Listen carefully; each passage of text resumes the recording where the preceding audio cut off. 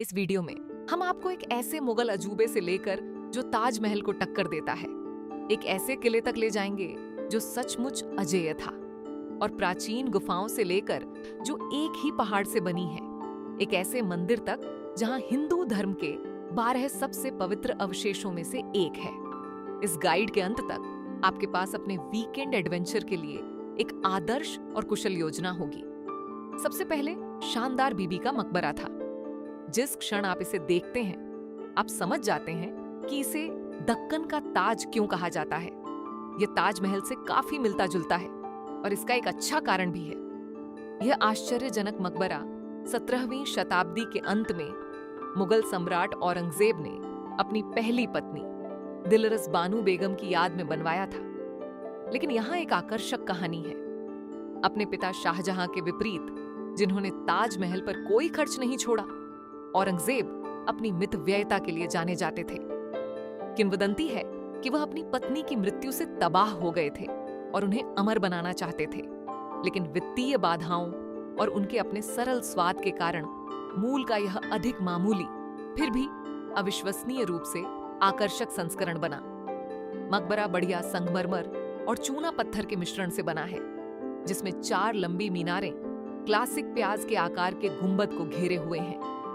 जैसे ही आप सुंदर चारबाग शैली के बगीचे से गुजरते हैं, इसके सममित जल चैनलों के साथ, आप इसके शांत और आत्मीय वातावरण से मोहित हुए बिना नहीं रह सकते।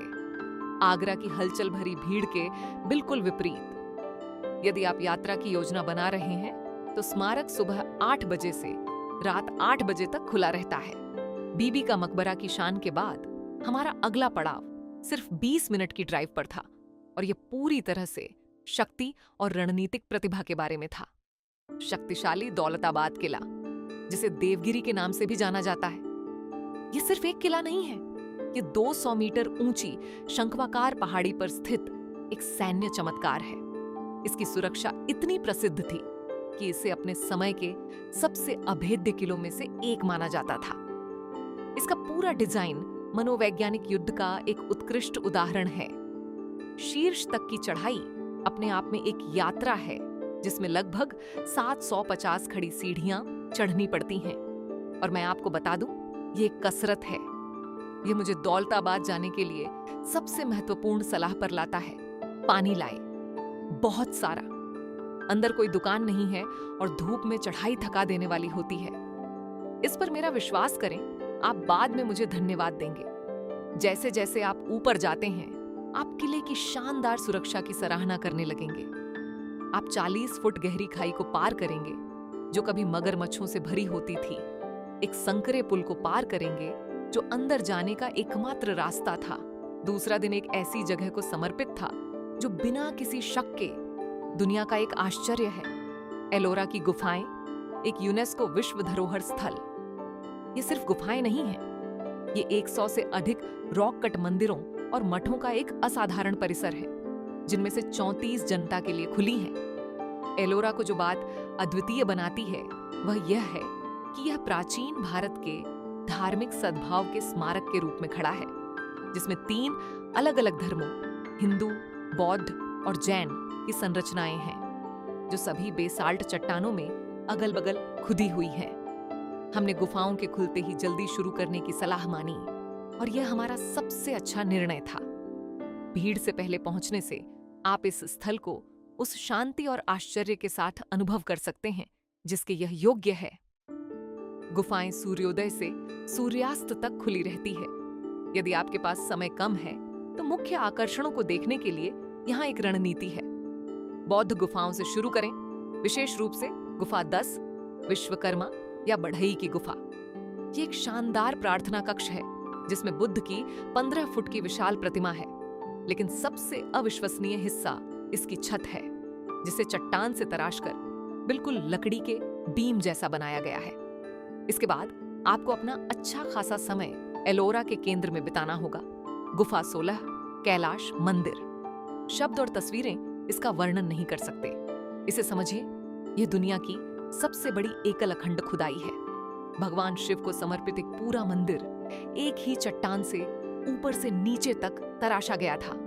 अविश्वसनीय पैमाना हिंदू महाकाव्यों के दृश्यों की जटिल नक्काशी और सरासर इंजीनियरिंग प्रतिभा बस दिमाग चकरा देने वाली है। इसे भगवान शिव के पौराणिक घर कैलाश पर्वत का प्रतिनिधित्व करने के लिए डिजाइन किया गया है और इसके विशाल प्रांगण में खड़ा होना एक गहरा विनम्र अनुभव है। अंत में जैन गुफाओं की ओर अपना रास्ता बनाए। वे छोटी हैं, लेकिन उनकी नक्काशी अविश्वसनीय रूप से जटिल और नाजुक है।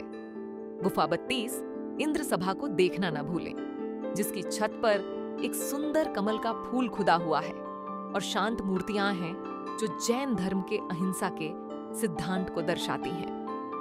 इन प्रमुख स्थानों को कवर करने के लिए आपको कम से कम 3 से 4 घंटे की आवश्यकता होगी।